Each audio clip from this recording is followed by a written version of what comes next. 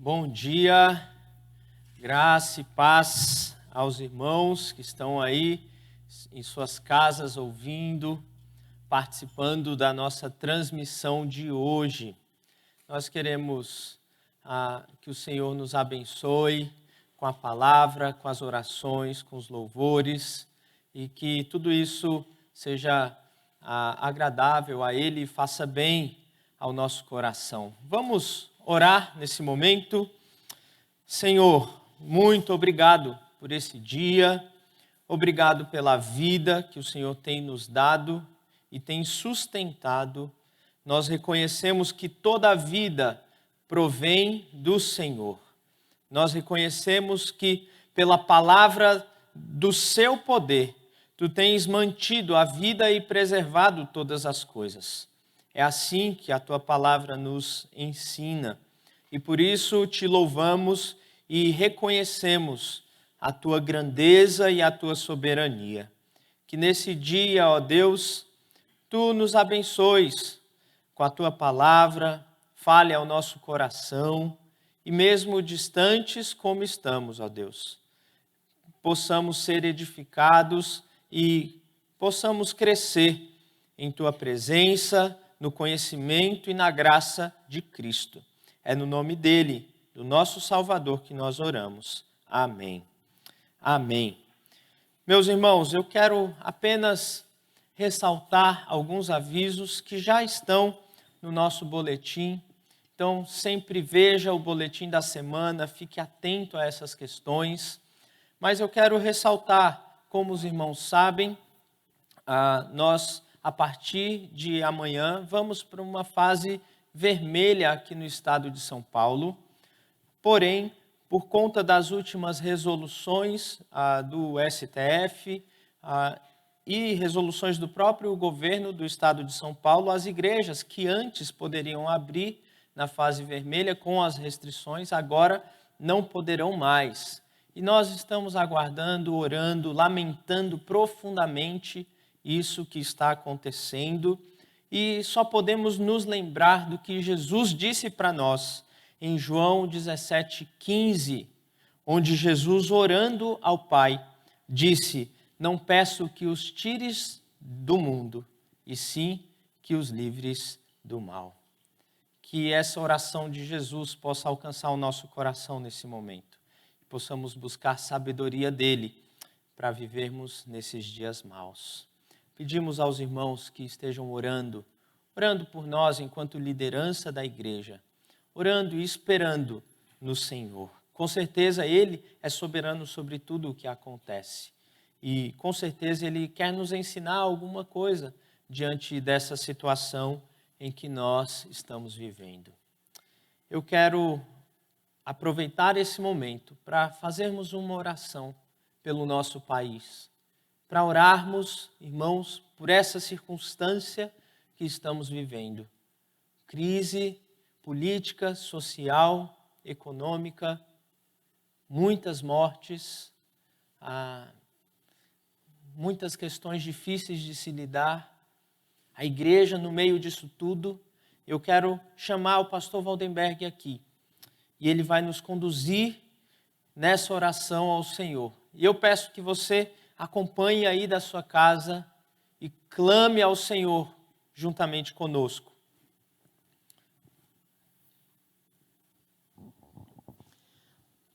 Paz e graça, irmãos queridos. Paz e graça. Fomos orientados pela palavra de Deus a orar pela paz da cidade. Ele disse que na paz da cidade nós teríamos paz. Nós compreendemos que é nosso dever dobrar os nossos joelhos, reconhecendo a autoridade de Deus e clamando pela nossa cidade, pelo nosso estado, pela nossa nação. Aqui Jeremias 33:3 diz assim: invoca-me e te responderei, anunciar-te-ei coisas grandes e ocultas que não sabes. Existem coisas em todo este processo de pandemia que estão ocultas aos nossos olhos, estão ocultas aos nossos ouvidos. Nem sempre as informações que nós recebemos é a expressão da verdade. Existe uma dúvida, mas nós sabemos a quem recorrer. E não é ao Estado, não é ao comércio, é a Deus. Invoca a mim e eu vou te responder. Eu vou te revelar coisas que você não sabe, coisas grandes que estão ainda ocultas. A função da igreja é essa, é buscar a Deus pela paz da cidade, buscar a Deus pela justiça na cidade, buscar a Deus pelas bênçãos para nós. Não apenas para a igreja, mas para o povo. O povo estando abençoado, nós estamos felizes. O povo seguro, nós estaremos felizes. Vamos orar ao Senhor? Senhor nosso Deus e nosso Pai, Pai bendito e querido, por meio de Jesus, o Teu Filho, todos nós nos aproximamos do Senhor agora. Reconhecemos a Tua soberania, reconhecemos a Tua autoridade, reconhecemos a Tua santidade, mas também reconhecemos a nossa pequenez, reconhecemos a nossa limitação. Declaramos ao Senhor aquilo que somos e pedimos ao Senhor que tenha misericórdia, porque o que nós somos é pecadores. Somos pecadores, pecamos, ó Deus querido, por ação, por omissão, pecamos contra o Senhor e contra a Tua santidade. Pai, em nome de Jesus, perdoe os nossos pecados, para que a nossa oração não seja impedida de chegar ao Senhor. Isaías nos diz que o nosso pecado faz separação entre nós e o Senhor. Portanto, confessamos ao Senhor o nosso pecado. Confessamos ao Senhor o pecado da nossa igreja, o pecado da nossa cidade, o pecado da nossa nação, nós confessamos ao Senhor. Admitimos diante do Senhor que erramos o alvo e clamamos que a graça do Cordeiro seja dispensada sobre nós e o Senhor nos perdoe, nos purifique, ó Deus. Queremos clamar por esta nação, queremos pedir ao Senhor, em nome de Jesus, que entre com a Tua proteção, com a Tua provisão, com o Teu cuidado, com discernimento à Tua igreja, para que ela seja a igreja, boca de Deus para esta nação. Nós estamos com os nossos ouvidos colocados na direção da Tua boca, para que o Senhor fale conosco e nos diga o que falar. Paizinho, tem misericórdia deste país, tem misericórdia das famílias enlutadas, das vidas que foram envolvidas neste vírus. Tem misericórdia, tem misericórdia. O Senhor é o nosso porto seguro, não temos a quem buscar, senão somente o Senhor. Por isso, nós pedimos a ação direta do Senhor, colocando limites na extensão deste vírus, que a extensão dele seja colocada limites, que o Senhor mesmo, com uma palavra, fale para que isso tudo passe, que haja um retroceder do crescimento deste vírus, que o Senhor abençoe a Tua igreja. Pai, pedimos pelo governo discernimento, pedimos para o governo justiça, que eles sejam habilitados pelo Teu Espírito para promover paz na cidade, promover segurança. Em nome de Jesus, nos livra do que é mal, Pai. Nós fazemos da oração de Jesus em João 17,15 a nossa oração.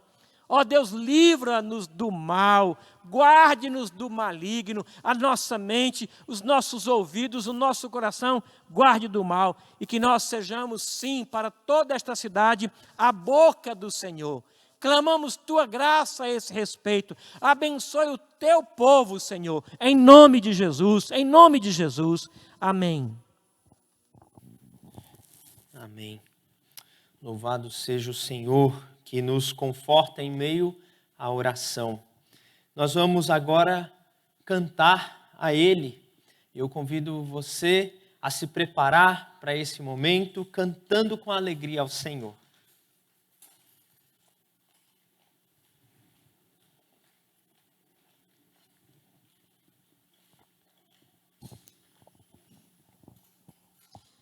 Bom dia, irmãos. A palavra diz que Deus prova o seu amor para conosco, pelo fato de ter Cristo morrido por nós, sendo nós ainda pecadores. Logo, sendo justificados pelo seu sangue, seremos por ele salvos. Vamos louvá-lo por esse seu grande amor.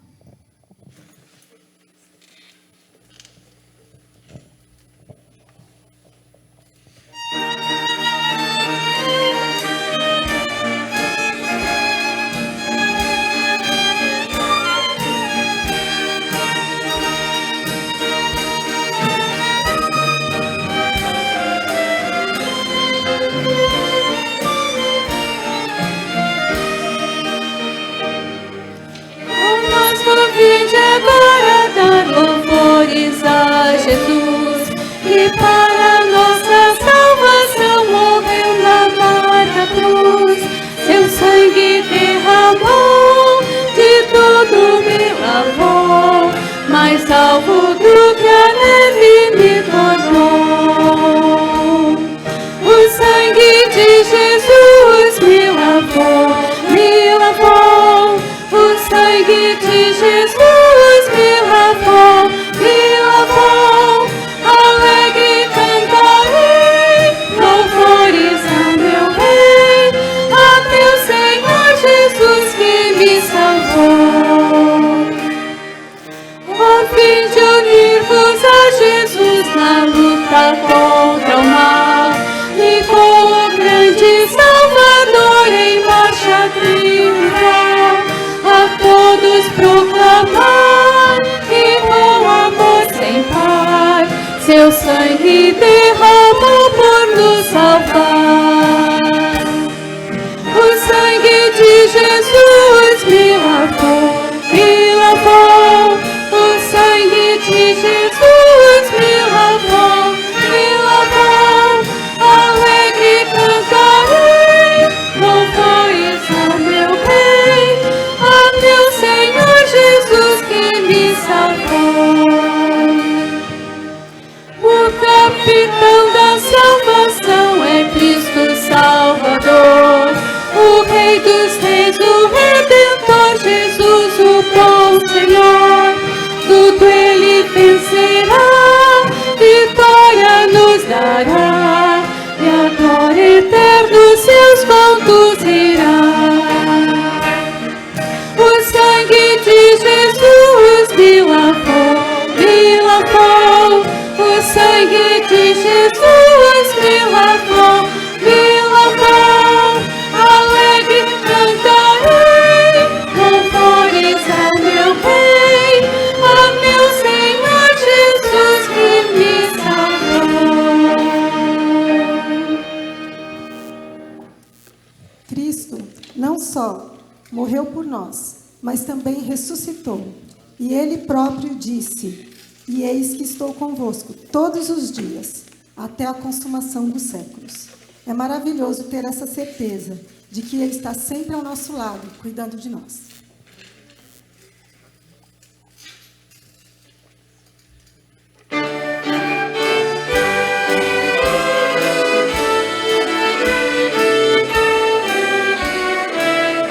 Meu Senhor, seu Filho amado, pra me salvar e perdoar, na cruz morreu por meus pecados, mas ressurgiu e vivo com o Pai.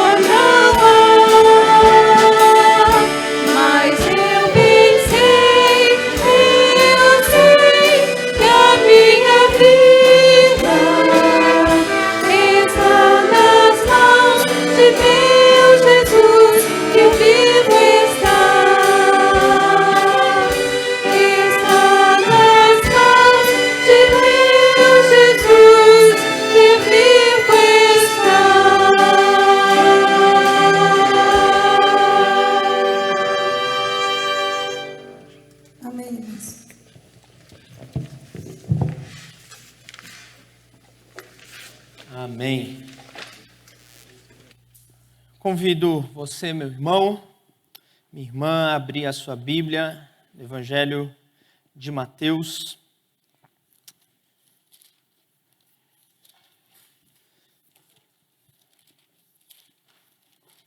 Capítulo 5.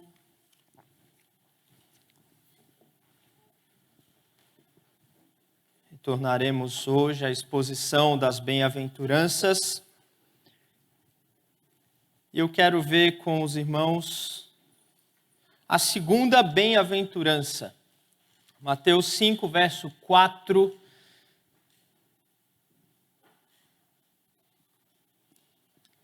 Diz assim: Bem-aventurados os que choram, porque serão consolados.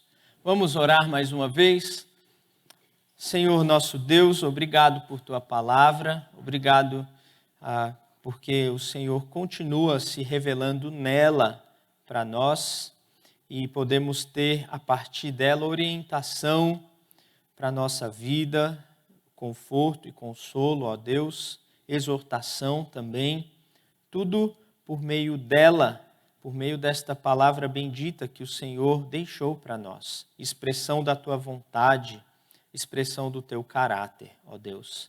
Por isso, nos abençoe agora, nesse tempo, abrindo a nossa mente e coração para compreendermos a tua palavra, em nome de Jesus. Amém. Bom, meus irmãos, nesse caminho do Sermão da Montanha, vamos percorrer as bem-aventuranças. Já vimos a primeira, a dos pobres de espírito, e hoje veremos esta que é chamada de a bem-aventurança dos que choram. E chorar parece que faz bem. Com certeza você já teve alguma experiência em que você chorou e a alma lavou. O ditado diz que quando nós choramos, a nossa alma é lavada. Parece que isso é verdade. Inclusive, os médicos têm reconhecido o valor do choro para os tratamentos aí. Um médico do hospital israelense Albert Einstein disse que quando as crianças choram no nascimento, isso é importante para a vida delas. E que eles se preocupam quando a criança nasce e não chora. Mas quando ela nasce e chora alto, é um bom sinal. Parece que até mesmo a sociedade tem reconhecido que o choro faz bem à nossa alma. De fato, todos nós choramos em alguns momentos. Alguns choram mais do que outros. Tem gente que chora vendo comercial de TV, que se emociona todos vendo cada filme, cada seriado. Mas tem gente que é durão, que esconde o choro, que engole o choro, que busca chorar escondido para que ninguém veja. Cada um de nós lida de uma forma diferente com o choro. Jesus disse aqui, bem-aventurados os que choram. Obviamente, nós precisamos entender que tipo de choro é esse que Jesus está dizendo.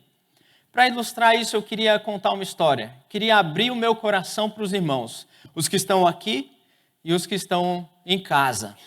Quando eu era criança, eu tinha um amigo que não chorava. E os irmãos sabem que quando acaba o culto, as crianças saem correndo, brincando, pulando, e sempre acontece de uma cair, ralar o joelho, chorar, uma e outra se desentenderem, e uma chorar, e coisas do tipo. Mas esse meu amigo jamais chorava, nunca chorava, e eu ficava incomodado pelo fato dele não chorar.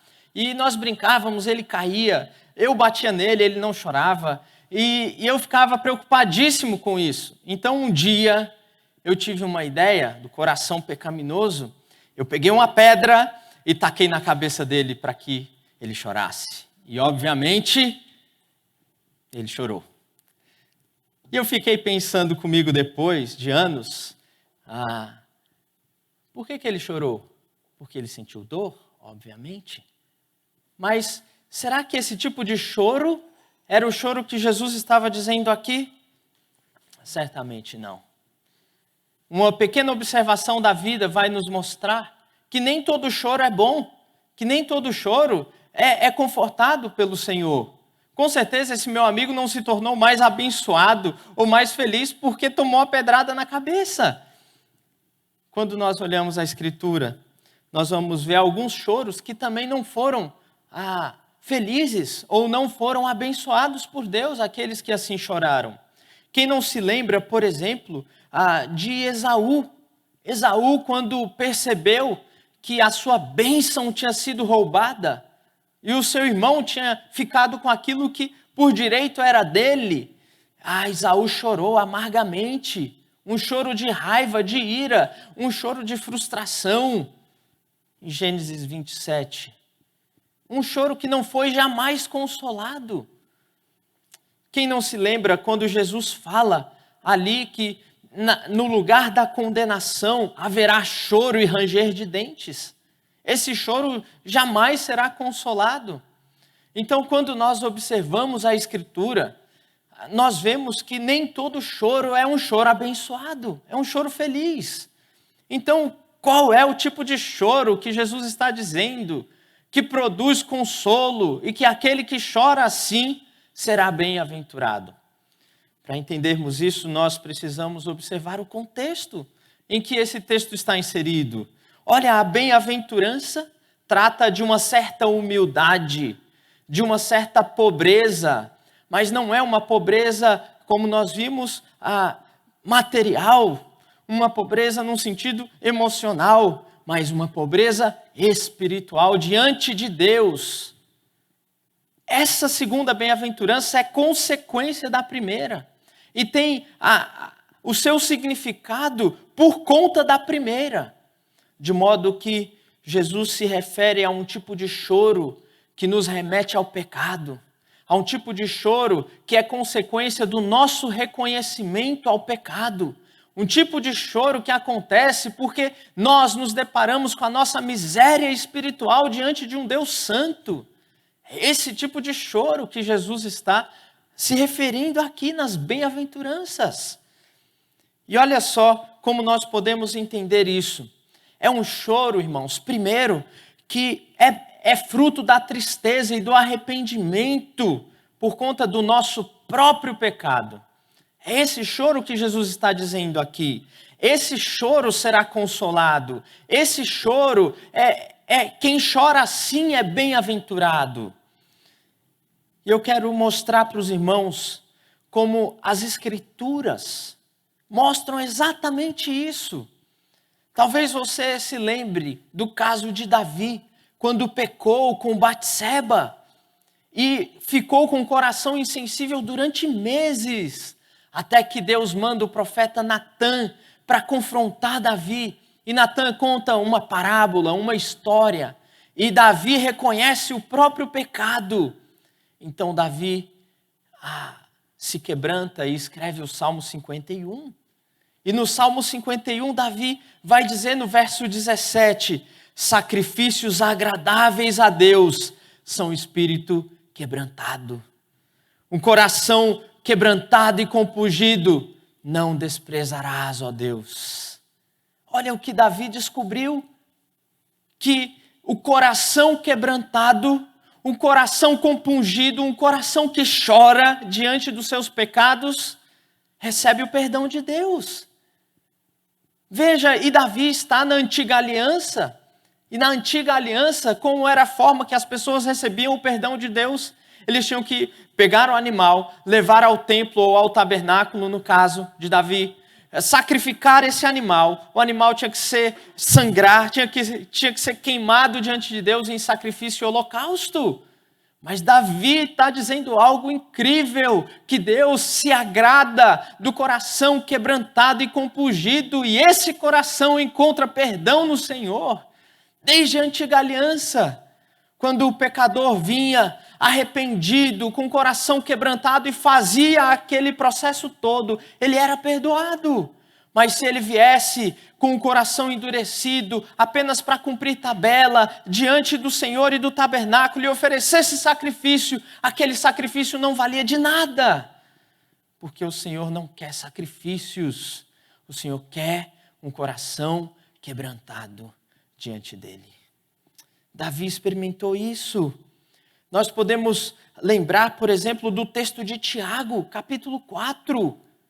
Tiago 4 se inicia assim: porque há entre vós contendas e brigas e disputas terríveis no meio de vocês. Ele vai dizer que é por conta da cobiça do nosso próprio coração.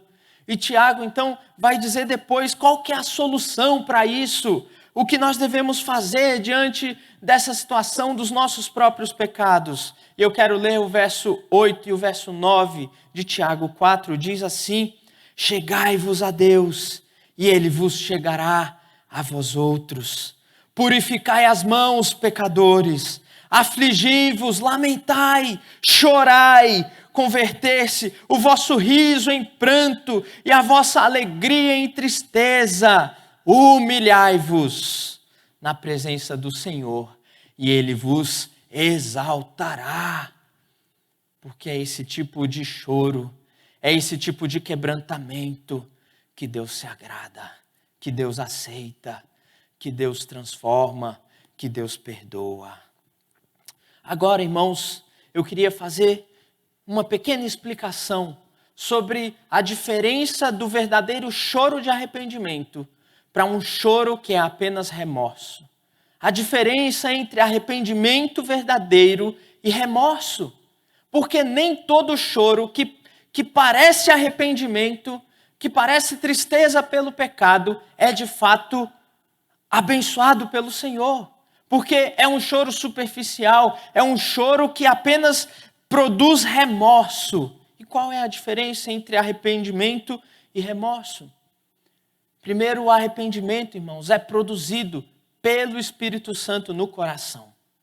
Nós, por nós mesmos, não nos arrependemos. É por isso que o Senhor Jesus envia o seu Espírito para nos convencer do pecado, da justiça e do juízo. O homem em si mesmo jamais se arrepende. O homem por si mesmo jamais chega ao arrependimento diante de Deus. É preciso que Deus primeiro toque no coração do homem, para que então nós possamos nos arrepender. O arrependimento é fruto da obra do Espírito Santo em nossas vidas. Mas o arrependimento também gera uma tristeza pelo pecado em si. O arrependimento é vindo com uma tristeza pelo fato de você ter não apenas feito o que fez ou dito o que disse, mas pelo fato de você ser capaz de fazer isso. Pelo fato de você ser tão corrupto. Pelo fato de você ter pecado contra um Deus tão bom. Pelo fato de você ter desonrado um Deus tão bondoso. Um Deus que cuida de você com tanto amor e carinho. O arrependimento verdadeiro é fruto de uma tristeza, porque nós desonramos a quem amamos, ao nosso Deus. Já o remorso é a tristeza produzida não pelo pecado em si, mas é a tristeza produzida pelas consequências que o pecado vai produzir. O remorso é a tristeza, é o choro, pelas consequências do pecado, por aquilo que você vai perder por conta daquele pecado. Imagine que o remorso é como uma criança que começa a chorar antes de ser disciplinada pelos seus pais, mas ela chora não porque está arrependida, mas porque está já sentindo na pele as dores da disciplina que ela vai receber. O remorso está centrado no homem, na sua reputação, no que você vai perder por conta daquilo. E o arrependimento está centrado em Deus, na sua santidade, no seu caráter santo. Essa é a grande diferença entre arrependimento e remorso. O choro do remorso não produz mudança de vida. O choro do arrependimento produz mudanças. O que Jesus está dizendo aqui é que bem-aventurados os que choram pelo seu próprio pecado, em tristeza e arrependimento. Estes serão consolados. Mas não somente isso. O choro pelo pecado vai além do nosso próprio pecado em si. O choro pelo pecado que produz consolo. Também acontece por conta dos efeitos do pecado nesse mundo mau em que vivemos. E eu quero ilustrar isso na vida do próprio Senhor Jesus. Nós temos 2 registros de que Jesus chorou. João capítulo 11, quando ele vai à casa de Lázaro, e ele sabe que Lázaro já está morto há 4 dias, que já cheira mal, como as suas irmãs dizem. Jesus vai até ali sabendo que ele irá ressuscitar. Jesus sabia, Jesus disse aos seus discípulos, depois você pode ler o capítulo 11 de João. Jesus sabia o que iria fazer, mas na hora, quando Jesus vai até o túmulo, junto com as irmãs e a multidão que estava ali, o texto diz, versículo 35, Jesus chorou. Por que Jesus chorou? Por que Jesus chorou sabendo que ele iria ressuscitar a Lázaro? Não há outra explicação, meus irmãos, senão o fato de que Jesus chorou, porque ele sentiu na pele o que é viver no mundo sob os efeitos do pecado. O pecado que gera a morte. O pecado que gera os sofrimentos que nós enfrentamos nesta vida.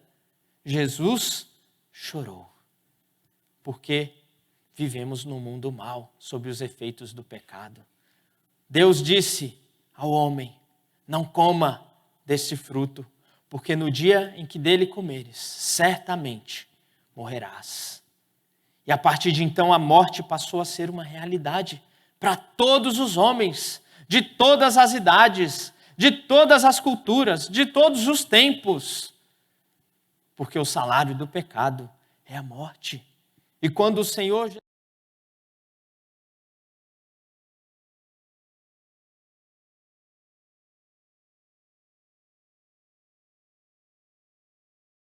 Jesus então chorou. Não pelo seu próprio pecado, porque jamais pecou, mas porque viu o que o pecado faz. Viu as consequências do pecado. Viu o seu amigo sendo morto. Viu as suas irmãs que choravam. Viu aquela situação que é consequência do pecado.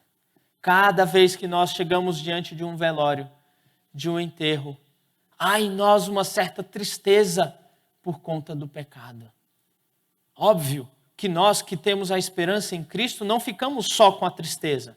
Nós também somos consolados, porque um dia toda lágrima será enxugada e o pecado que produz morte será excluído da realidade.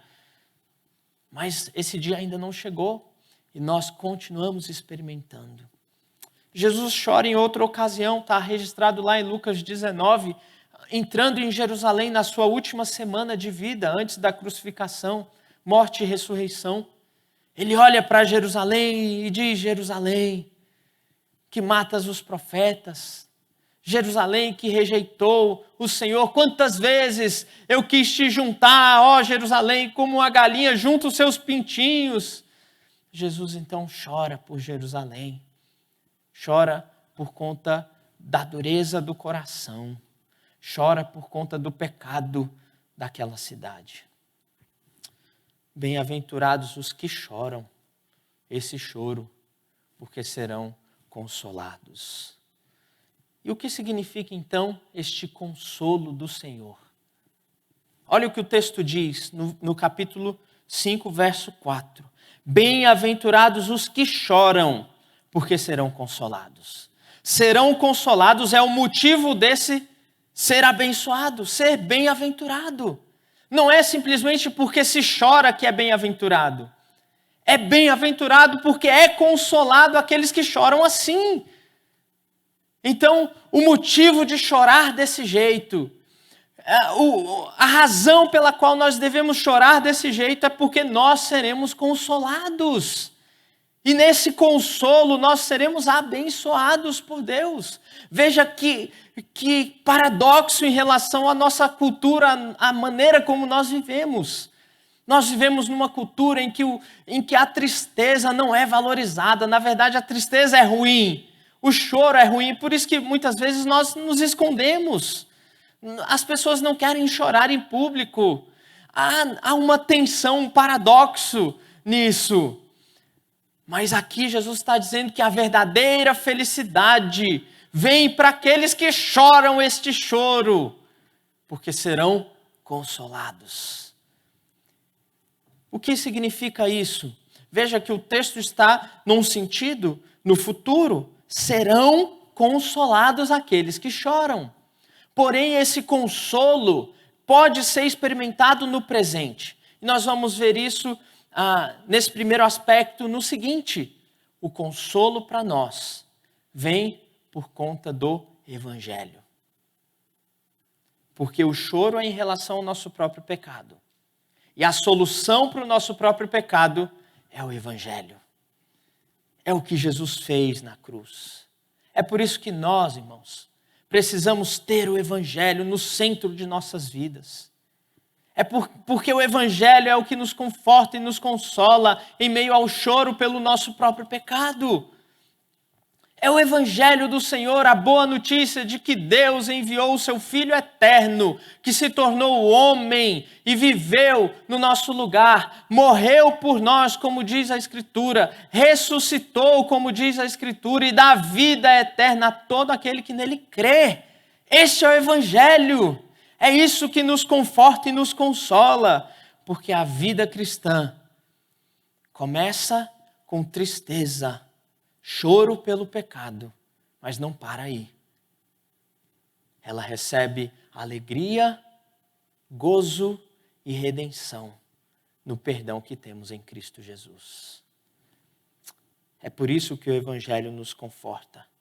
É por isso que o Evangelho nos consola. Alguns versículos que falam sobre isso. 1 João 1,9. Se confessarmos os nossos pecados, Ele é fiel e justo para nos perdoar os pecados e nos purificar de toda a injustiça. Romanos 8:1. Agora, pois, já nenhuma condenação há para os que estão em Cristo Jesus. Quando nós olhamos desde o Antigo Testamento algumas promessas, Isaías 43:25 diz: Eu mesmo sou o que apago as tuas transgressões por amor de mim, e dos teus pecados não me lembro. Salmo 103:12. Quanto dista o Oriente do Ocidente, assim afasta de nós as nossas transgressões. Jeremias 31, na promessa da nova aliança que depois foi inaugurada, instituída em Cristo Jesus, diz: pois perdoarei as suas iniquidades e dos seus pecados jamais me lembrarei. É por isso que o Evangelho traz consolo para o coração do pecador arrependido, do pecador que chora, do pecador que está quebrantado pelo seu próprio pecado. Este encontra consolo do Evangelho. Como uma criança que está chorando, desesperada, encontra consolo no colo de sua mãe. Assim o nosso coração deve encontrar consolo no Evangelho do Senhor Jesus Cristo. Não há pecado que não possa ser perdoado em Cristo Jesus.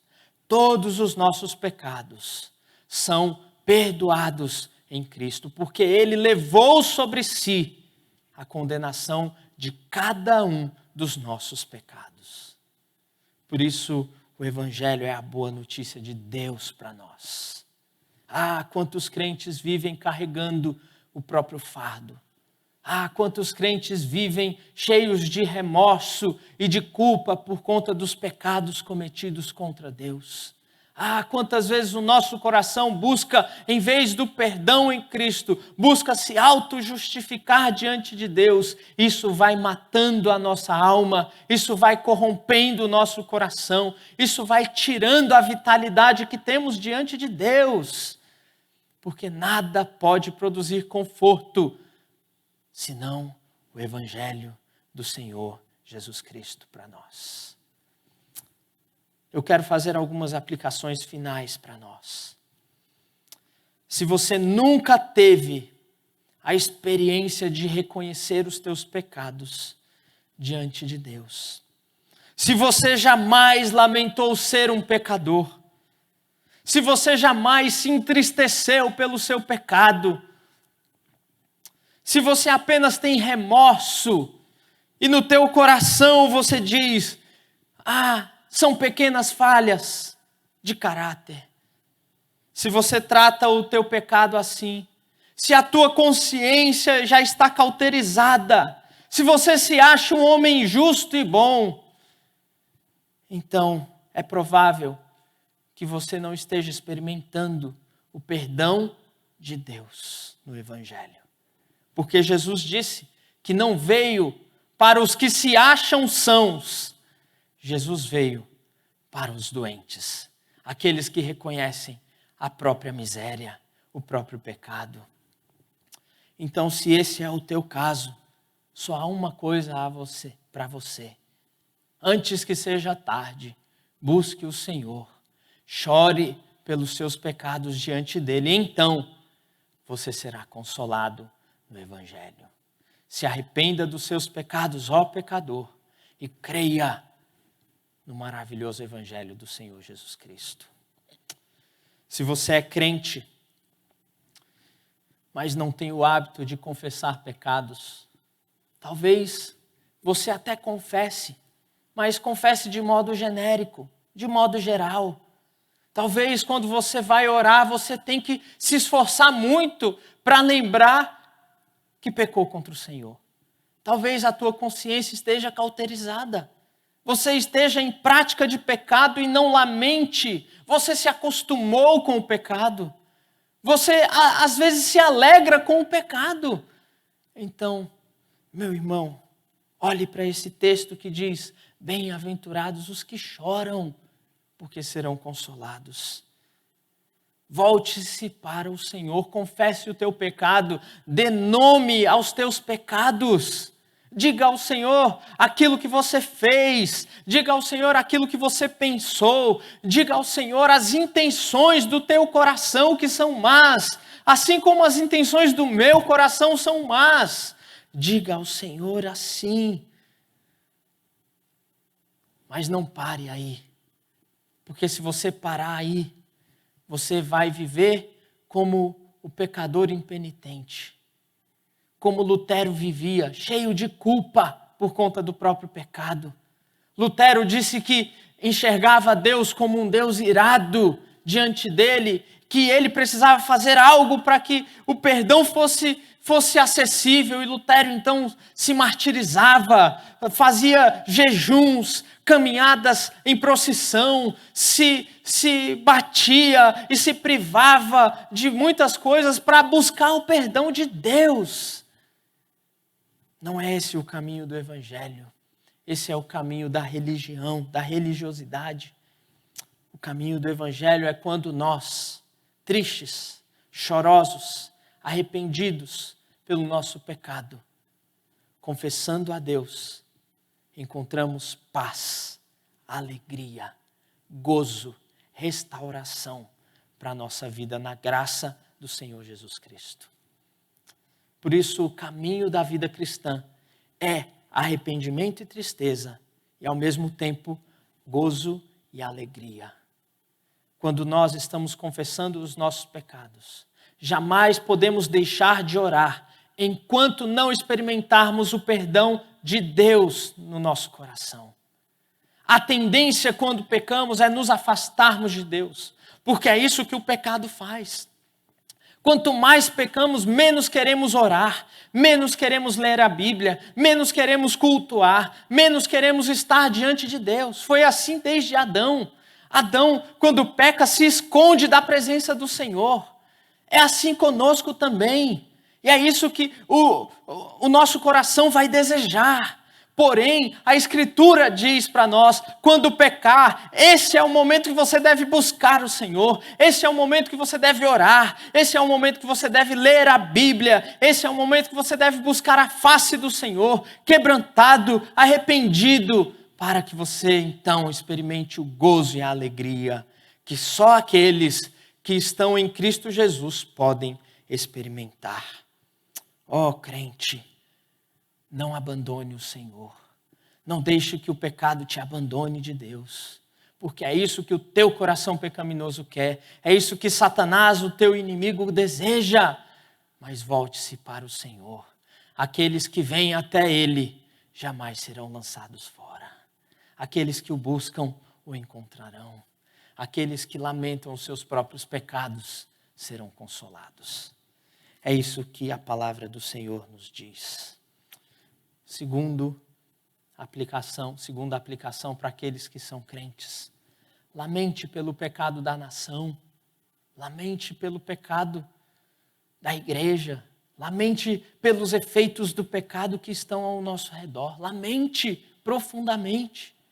É esse lamento, é essa percepção que vai nos levar à ação, meus irmãos. É essa percepção do pecado que vai nos levar a fazer algo em relação a ele. Essa percepção de que os homens estão desonrando o nosso Deus, de que não estão glorificando a Deus, que vai nos levar, por exemplo, à evangelização, a falar do Evangelho. Esta percepção do pecado da nossa sociedade que vai nos levar a dobrar os nossos joelhos e clamar a intervenção de Deus. E nós vivemos num mundo tão difícil, tão mau, tão cruel.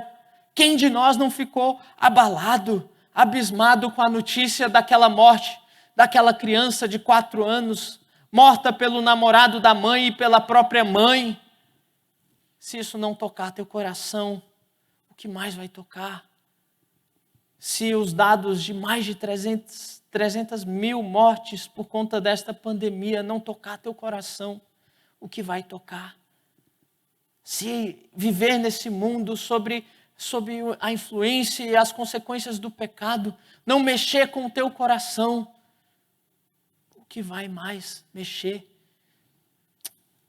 Nós muitas vezes ficamos acostumados com a maldade do mundo, com a crueldade dos ímpios. Olha o que diz o salmista no Salmo 119, verso 136. Diz assim: torrentes de água saem dos meus olhos, porque os homens não guardam a tua lei. Ele chorava compulsoriamente, porque os homens não amavam o Senhor. Você tem chorado assim? Nós, como igreja, mais do que nos revoltarmos em busca dos nossos direitos, devemos lamentar e chorar pela maldade desse mundo que vivemos. Porque se nós fizermos assim, seremos consolados. Bem-aventurados os que choram, esse tipo de choro, porque serão consolados. Vamos orar? Obrigado a Deus por tua palavra. Obrigado porque podemos ter direção e em paz podemos encontrar alegria no Senhor. Muito obrigado, porque Cristo vive e nós podemos crer no amanhã. Porque o sangue de Jesus nos lavou, nós podemos nos alegrar em louvores a Ti. Porque temos promessas maravilhosas, podemos aguardar com esperança o tempo em que toda lágrima será enxugada pelo Senhor. E que nós desfrutaremos do reino de justiça e paz, onde nenhum mal mais haverá. Ó Deus, a nossa alma anseia por isso. Ó Deus, o nosso coração diz: Maranata, ora vem, Senhor Jesus. Sê conosco enquanto isto, ó Deus. O Senhor não deseja nos tirar desse mundo, mas nós pedimos, nos livre do mal. Oramos a Ti, em nome de Jesus. Amém. Amém. vamos ouvir uma canção e após esta canção encerraremos a nossa transmissão com uma oração.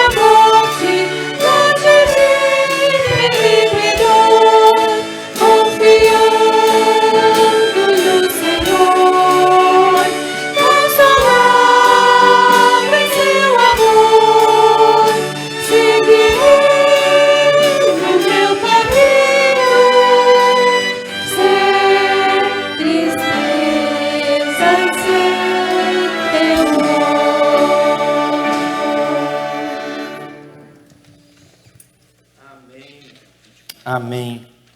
Consolados em seu amor, seguiremos o nosso caminho sem tristeza e sem temor, por conta do Evangelho do Senhor Jesus. Meu desejo é que este Evangelho alcance a tua casa, o teu lar, os teus filhos, alcance o teu coração nos dias maus e você encontre todo o conforto e consolo no amor do nosso Deus. E que a graça do nosso Senhor e Salvador Jesus Cristo, o amor de Deus, o nosso Pai, e a comunhão do Espírito Santo seja com todos vós e com todo o povo de Deus reunido em toda a terra, hoje e até a volta bendita do Senhor Jesus. Amém, amém, amém.